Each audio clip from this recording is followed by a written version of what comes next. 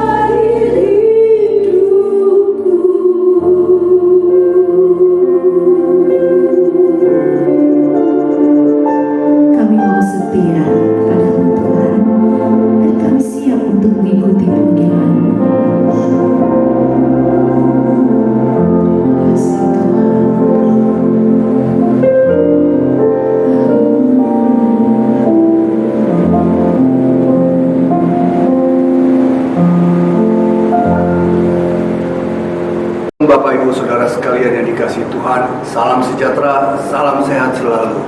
Sungguh satu sukacita kalau pagi hari ini kita bisa beribadah bersama-sama walaupun secara online. Saudara ada di rumah saudara masing-masing, saya ada di gereja, tetapi saya percaya hadirat Allah ada di dalam diri kita masing-masing. Amin saudara.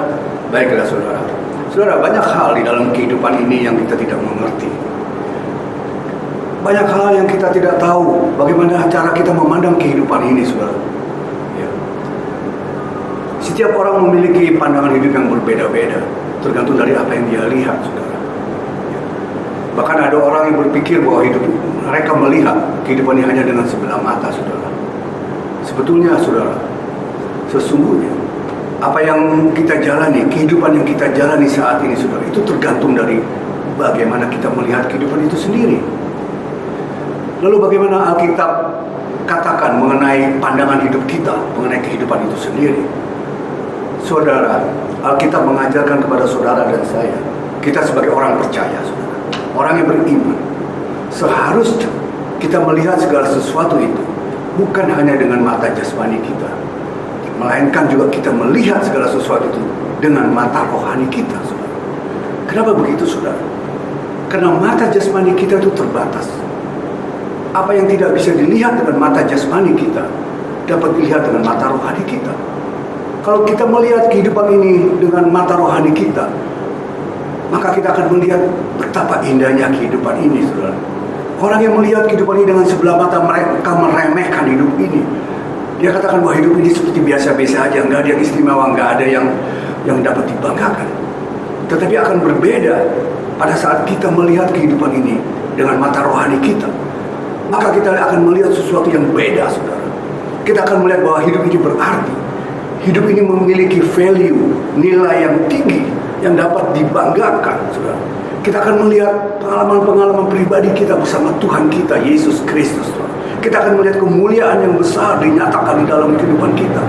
Kalau kita mau melihat semua itu dengan mata rohani kita, saudara.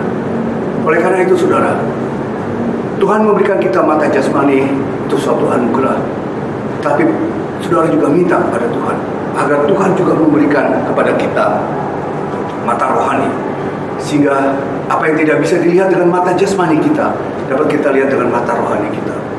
Saudara, di dalam kisah Elisa dan pelayannya Gehazi, pada saat itu mereka sedang dikepung oleh Raja Aram, saudara. Ya. Raja Aram itu mengepung mereka dengan bala tentara yang begitu besar, saudara, hanya untuk menangkap Elisa. Pada saat itu mereka ada di kota Dotan. Bujangnya yang bernama Gehazi, dia melihat segala sesuatu itu dengan mata jasmani dia. Dia melihat, saudara, begitu banyak tentara Aram yang mengepung mereka. Lalu dia berkata kepada Elisa, apa yang harus kita lakukan? Bagaimana kita bisa melawan bala tentara yang begitu besar, saudara? Tapi lalu apa jawab Elisa, saudara? Dia melihat sebuah itu dengan tenang, saudara. Dia katakan, yang menyertai kita jauh lebih besar dari apa yang kita lihat. Tetapi kenyataannya, Gehazi melihat dengan mata jasmani dia, wah, bala tentara Aram begitu besar, gak ada bala tentara yang lain, saudara. Lalu Elisa berdoa agar Tuhan menjelikan mata rohaninya. Dan ketika mata rohani dicelikan, dia bisa melihat begitu besar bala tentara Tuhan yang menyertai mereka, saudara. Inilah yang saya maksud, saudara, ya. Kalau kita melihat segala sesuatu dengan mata jasmani kita yang terbatas ini, saudara, kita akan melihat hal-hal yang kita tidak akan pernah melihat jalan keluar yang Tuhan sediakan. Tetapi pada saat kita melihat segala sesuatu dengan mata rohani kita, maka kita akan melihat jalan keluar yang Tuhan telah sediakan, saudara. Inilah firman Tuhan pada pagi hari ini yang mau saya sampaikan, saudara. Firman Tuhan berbicara mengenai penglihatan kita, mengenai mata kita, saudara. Ya. Di dalam Matius pasal 6 ayat yang ke-22 dan 23, coba kita buka Alkitab kita. Di situ dikatakan apa, saudara? Yesus berkata, mata adalah pelita tubuh. Mata adalah pelita tubuh. Kalau matamu baik, maka teranglah seluruh tubuhmu. Tetapi kalau matamu jahat, maka gelaplah seluruh tubuhmu. Dan jika terang yang ada pada kamu gelap, betapa gelapnya kegelapan itu. Saudara, sebetulnya di dalam Matius 6 ayat 23 ini tuh, dan 22 dan 23, saudara, apa sih yang Yesus mau katakan kepada saudara dan saya? Apa yang Tuhan ingin sampaikan kepada saudara dan saya, saudara? Seringkali kita membaca, melihat, saudara, bahwa Yesus mengajarkan hal-hal rohani dalam perumpamaan-perumpamaan. Tetapi pada pagi hari ini, Tuhan khusus mau berbicara kepada saudara dan saya mengenai penglihatan dengan mata rohani. Tuhan mau mensingkapkan betapa pentingnya penglihatan, rahasia penglihatan rohani kita. Kenapa Tuhan mau berkata seperti itu, saudara? Karena banyak sekali orang-orang Kristen, orang-orang yang mengaku Kristen, bahkan orang-orang yang telah lahir jadi orang Kristen, yang tidak mengerti kata-kata Tuhan. Kenapa? Karena mereka hanya melihat segala sesuatu hanya dengan mata jasmani mereka, tidak melihat dengan mata rohani mereka. Saudara, di dalam Matius 6 ayat ke-22a dikatakan apa? Mata adalah pelita tubuh. Jadi mata itu adalah pelita bagi tubuh kita. Kalau selama pelita itu bekerja dengan baik, maka tubuh kita ini akan mengeluarkan cahaya, mengeluarkan sinar, saudara. Maka tubuh kita akan mengeluarkan cahaya sinar yang dapat mengubah hati setiap orang yang kita layani, saudara. Ya. Jadi pastikan bahwa cahaya itu, pelita itu ada di dalam tubuh kita, saudara. Selama ini, saudara, kebanyakan daripada kita, seringkali kita mengandalkan hanya mata jasmani kita. Manusia itu memiliki indera mata, saudara, ya. Tuhan memberikan kita indera mata, dan mata itu merupakan indera utama bagi kita tentunya, saudara, ya. Dan tidak bisa dipungkiri bahwa manusia itu amat sangat tergantung dengan mata. Coba saudara bisa bayangkan kalau saudara tidak bisa melihat alias buta. Apa yang saudara lihat? Ajak gelap saja, saudara. Padahal terang itu ada di sekitar kita, saudara. Ya. Jadi mata itu adalah hal yang penting bagi kita. Kalau saudara sedang bermain-main dengan anak saudara, mungkin saudara punya anak kecil, sedang menggendong anak saudara, lalu anak saudara mulai bermain-main dengan hidung saudara, saudara biarkan. Anak saudara mulai bermain-main dengan mata, dengan telinga saudara, mungkin saudara biarkan. Tapi ketika anak itu mulai memainkan mata saudara, I don't think you will allow it. Saya yakin saudara tidak akan pernah mengizinkan, saudara. Kenapa, saudara? Karena saudara tahu betapa pentingnya mata ini, saudara. Tetapi sayangnya, saudara, ya, banyak di antara kita, bahkan orang beriman, orang percaya, mereka hanya menggunakan mata ini, hanya menggunakan mata jasmani saja. Saudara, apa yang kita lihat dengan mata jasmani kita itu bukan jaminan, saudara. Bukan jaminan bahwa kita akan peduli dengan apa yang ada di sekitar kita. Bahkan kita tidak peduli sama sekali, saudara. Kenapa? Karena kita hanya menggunakan mata jasmani kita, kita tidak menggunakan mata rohani kita, mata iman kita. Selama saudara hanya melihat dengan mata jasmani saudara, saudara tidak akan pernah peduli. Itu bukan jaminan apa yang saudara lihat itu saudara akan menjadi peduli. Contohnya, saudara, kalau saudara melihat ada saudara-saudara kita yang mengalami kesulitan di sekitar kita, saudara, lalu saudara berkata, biarin aja, bukan urusan gua. Ngapain gua urusin? Gua sini juga banyak urusan. Iya kan, saudara? Seringkali kita seperti itu. Ya, kita tidak peduli dengan apa yang terjadi di sekitar kita. Karena kita hanya mengandalkan mata jasmani kita. Mungkin juga kita ada orang yang terperosok, saudara, karena ulahnya sendiri. Yang jelas-jelas butuh pertolongan kita, tapi saudara cuek aja. Saudara nggak peduli, saudara katakan, biarin aja, salahnya sendiri. Berani berbuat, berani bertanggung jawab. Dari dia kapok. Betul kan, saudara? Seharusnya, saudara, seharusnya kita sebagai orang beriman, kalau kita mau melihat dengan mata rohani kita, maka hati nurani kita akan tergerak, saudara. Maka kita pasti akan menolong. Mungkin kita kalau tidak bisa menolong dengan keuangan, setidak-tidaknya kita bisa menolong dengan kata-kata kita, menguatkan mereka, mendoakan mereka, saudara. Tapi inilah yang terjadi saat ini, saudara, ya. Banyak orang-orang Kristen, mereka hanya menggunakan mata jasmani mereka. Jadi, kalau Tuhan katakan mata itu adalah pelita tubuh, saudara, pastikan bahwa pelita itu terus masih ada di dalam diri kita, diri saudara, sehingga pelita itu dapat menerangi tubuh kita, dan tubuh kita mengeluarkan sinar, menerangi orang-orang di sekitar kita, sehingga kita bisa memelekkan mata hati orang yang buta, saudara, sehingga hidup kita ini boleh menjadi berkat. Lalu di ayat berikutnya, saudara, di ayat berikutnya di dalam Matius 22b dikatakan, jika matamu baik, maka teranglah seluruh tubuh. Apa yang Yesus mau katakan mengenai ini, saudara? Yesus katakan, jika matamu baik, maka teranglah seluruh tubuh. Saudara, kalau mata kita baik, saudara, ya, pastikan, saudara, apa yang kita lihat itu pasti semua yang hal-hal yang positif, saudara. Kalau kita melihat segala sesuatu dengan positif, mata kita akan menjadi baik, saudara. Kalau mata kita baik, hati kita juga jadi baik. Dan setiap apa-apa yang keluar dari hati kita, saudara, selalu hal-hal yang baik. Kata-kata kita, kata-kata yang membangun, kata-kata yang menguatkan. Tingkah laku kita selalu yang membuat orang lain nyaman, membuat orang lain tentram, saudara. Oleh karena itu Tuhan katakan, jikalau matamu baik, maka teranglah seluruh tubuhmu. Saudara, oleh karena kenapa Tuhan katakan seperti itu, saudara? Karena setiap apa yang kita lihat, saudara, saudara perhatikan, apa yang kita lihat itu akan mempengaruhi keputusan kita. Maka Tuhan katakan, jika matamu baik, teranglah seluruh tubuhmu. Jadi kita harus benar-benar bisa menjaga mata kita, saudara, agar mata kita terus baik. Karena apa yang kita lihat itu akan mempengaruhi keputusan kita. Saudara, pada saat Abraham dan Lot, mereka tinggal bersama-sama, saudara, di dalam satu daerah. Abraham memiliki banyak sekali ternak kambing domba, begitu pula Lot, saudara.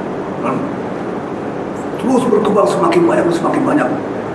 Dan akhirnya terjadilah perselisihan antara gembala-gembala domba dari Abraham dan juga Lot, saudara.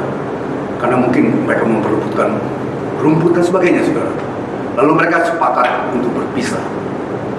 Dan Abraham mempersilahkan Lot untuk memilih lebih dahulu. Di dalam kitab Kejadian 13 ayat yang ke-11, ya, kita lihat, saudara. Lalu Lot melayangkan pandangannya. Saudara perhatikan. Lalu Lot melayangkan pandangannya, dan dilihatnya lah. Berarti Lot melihat dengan matanya bahwa seluruh lembah Yordan banyak airnya, seperti taman Tuhan, seperti tanah Mesir, sampai Zoar. Hal itu terjadi sebelum Tuhan memusnahkan Sodom dan Gomora. Saudara, lihat, saudara, apa yang dilihat oleh Lot, dia melihat dengan mata jasmaninya dia. Dikatakan di sini, dia melayangkan pandangannya dan dilihatnya lah bahwa seluruh tanah lembah Yordan banyak airnya.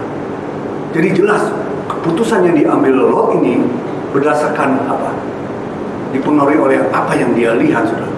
Dia jelas keputusan yang diambil Lot adalah keputusan yang salah. Karena apa, saudara? Karena pada akhirnya Tuhan memusnahkan Sodom dan Gomora, saudara. Seandainya Lot itu melihat dengan mata rohaninya, saudara, setidak-tidaknya dia akan berdoa dan bertanya dengan Tuhan, saudara. Tapi dia hanya melihat dengan mata jasmaninya, sehingga keputusan yang dia ambil adalah keputusan yang salah.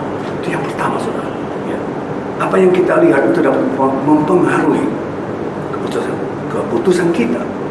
Yang kedua, saudara, apa yang kita lihat itu juga mempengaruhi iman kita, saudara. Berapa banyak orang Kristen yang meninggalkan Tuhan karena mereka putus asa, karena apa yang mereka imani tidak sesuai dengan kenyataannya, saudara. Ya kan? Seharusnya, saudara, kita sebagai orang Kristen, orang percaya, kita mengikuti teladan contoh dari Paulus, saudara. Paulus memiliki prinsip hidup yang luar biasa, saudara. Dia katakan apa, saudara? Di dalam 2 Korintus 8 ayat ke-14. 2 Korintus 4 ayat ke-18. Dia katakan apa? Kami tidak memperhatikan yang kelihatan, melainkan yang tidak kelihatan. Karena apa yang kelihatan bersifat sementara, sedangkan yang tidak kelihatan bersifat kekal. Lihat, saudara, Paulus tahu persis bagaimana dia menempatkan dirinya, bagaimana dia menempatkan dirinya dalam kehidupan ini untuk melihat dengan mata rohaninya, saudara. Jelas dia katakan dia tidak memperhatikan yang kelihatan, melainkan yang tidak kelihatan. Karena yang kelihatan itu bersifat sementara, dan yang tidak kelihatan itu bersifat kekal, saudara. Artinya Paulus mendahulukan kerajaan Allah, saudara. Firman Tuhan katakan, dahulukanlah kerajaan Allah dan kebenarannya, maka semuanya akan ditambahkan padamu. Dan dahulukanlah perkara-perkara yang di atas, bukan perkara yang ada di muka bumi ini, saudara. Ya, simpanlah harta di surga. Karena apa, saudara? Karena mengat dan karat tidak akan merusaknya, dan pencuri tidak datang untuk membongkarnya, saudara. Saudara, kita lihat dalam peristiwa ini, saudara ya. Kita lihat iman kita itu. Jadi apa yang kita lihat itu, saudara ya, itu sangat mempengaruhi iman kita. Dalam kisah Hagar dan Ismail, coba kita lihat, saudara ya, di dalam kitab Kejadian 21 ayat 14 ayat ke-19. Kisah Hagar dan Ismail, ketika itu Abraham menyuruh Hagar untuk pergi dengan dibekali sekirbat air dan beberapa bekal makanan, saudara. Lalu Hagar dan Ismail pergi mengembara di padang gurun Betseba, saudara. Dan pada saat Hagar kehabisan bekal, saudara, khususnya air minum, saudara. Saudara tahu di padang gurun itu sulit sekali untuk mendapatkan air, saudara. Dia menjadi putus asa, saudara. Dia membuang anaknya Ismail di semak-semak, saudara. Karena dia tidak tahan melihat Ismail mati, saudara. Dia putus asa. Kenapa, saudara? Karena apa yang dia lihat, saudara, hanya kumparan pasir. Yang dia lihat hanya pasir, semak-semak, bukan, dan tangisan Ismail, saudara. Sehingga membuat dia putus asa. Apa yang dilihat mempengaruhi iman dia, saudara. Sehingga dia putus asa, dia membuang Ismail, membuang di semak-semak. Karena dia tidak ada jalan keluar buat dia, saudara. Lalu dia berteriak dan dia menangis dan berseru kepada Tuhan. Saat itu juga Tuhan mencelikkan mata rohaninya, saudara. Dan pada saat Tuhan mencelikkan mata rohani Hagar, saudara, lalu dia bisa melihat ada sebuah sumur tidak jauh dari tempat dia berada, saudara. Saudara, sebetulnya sumur itu sudah ada dari tadi di sana, saudara. Tapi karena Hagar, dia hanya berfokus kepada apa yang dia lihat. Yang dia lihat hanya gurun pasir, semak belukar, dan tangisan Ismail. Sehingga dia tidak fokus akan apa yang dia lihat, saudara. Dia hanya berfokus kepada kenyataan yang dia lihat berdasarkan mata jasmani dia, saudara. Sehingga dia tidak melihat jalan keluar. Padahal Tuhan sudah menyiapkan jalan keluar, saudara. Inilah, saudara ya, kalau kita melihat segala sesuatu hanya berdasarkan mata jasmani kita, saudara, maka kita pasti akan merasa kecewa, saudara. Karena mata jasmani kita memiliki keterbatasan. Kadangkala juga, saudara, apa yang kita lihat seringkali menipu kita, saudara.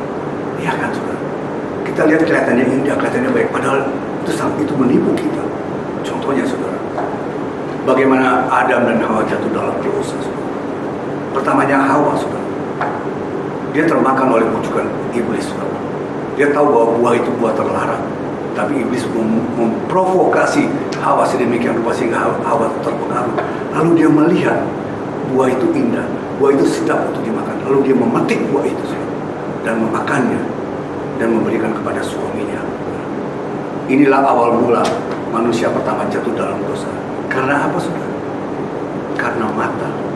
Karena Hawa melihat buah itu indah dan sedap untuk dimakan, saudara. Hati-hati dengan mata kita, saudara. Ya. Karena apa yang kita lihat itu dapat mempengaruhi keputusan kita. Apa yang kita lihat itu dapat mempengaruhi iman kita. Dan apa yang kita lihat itu dapat menipu kita. Lalu di ayat berikutnya, saudara, di dalam ayat 23a dikatakan, jika matamu jahat, gelaplah seluruh tubuhmu.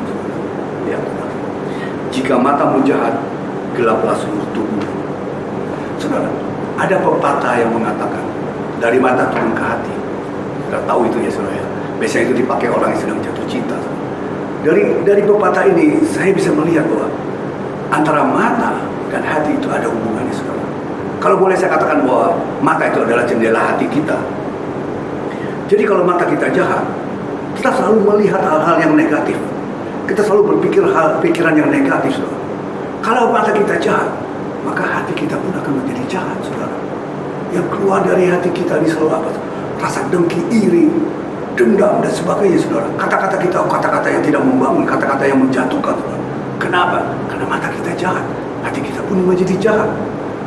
Tuhan mengingatkan di dalam Amsal 4 ayat 23 dikatakan apa? Jagalah hatimu dengan segala kewaspadaan. Karena dari situlah akan terpancar kehidupan, saudara. Saudara, hati-hati dengan mata kita, saudara ya. Kalau mata kita jahat, saudara, maka hati kita pun akan menjadi jahat, saudara. Lalu di ayat berikutnya, di ayat yang ke-23b, ayat yang terakhir dalam Matius 6 ayat 22-23, dikatakan, jika terang yang ada padamu gelap, betapa gelapnya kegelapan itu. Apa yang dimaksud Tuhan dengan ini, saudara? Bila terang yang ada padamu gelap, betapa gelapnya kegelapan itu, saudara. Di sini Yesus mau mengingatkan kepada saudara dan saya bahwa mata adalah pelita tubuh. Saudara harus pastikan bahwa pelita itu selalu ada di dalam diri saudara. Jangan sampai pelita itu padam di dalam tubuh kita, maka akan terjadi kegelapan. Tubuh kita akan menjadi gelap. Akhirnya rohani kita akan menjadi mati. Rohani kita menjadi buta, sehingga kita tidak bisa membedakan mana yang baik, saudara, mana yang jahat, saudara. Kita tidak bisa melihat kebaikan, bahkan kita tidak bisa melihat diri kita sendiri, karena kegelapan itu sudah penuh meliputi tubuh kita, karena tidak ada lagi cahaya, tidak ada lagi pelita di dalam tubuh kita, saudara.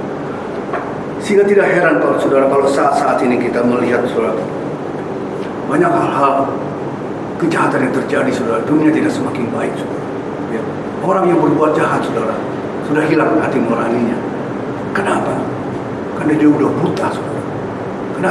Karena yang ada di dalam tubuhnya itu adalah kegelapan, saudara. Dia terus hidup dalam kegelapan. Semakin hari semakin tersesat, saudara. Semakin hari semakin jahat, saudara. Semakin hari semakin terus berbuat dosa. Dan dia menganggap dosa itu adalah hal yang biasa.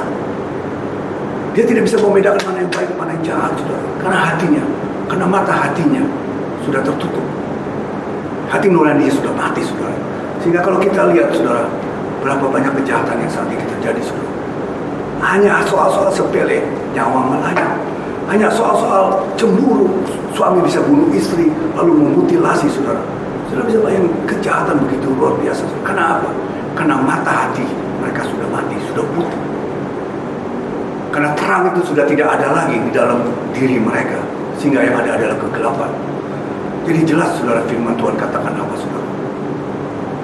Mata adalah pelita hati. Mata adalah pelita tubuh.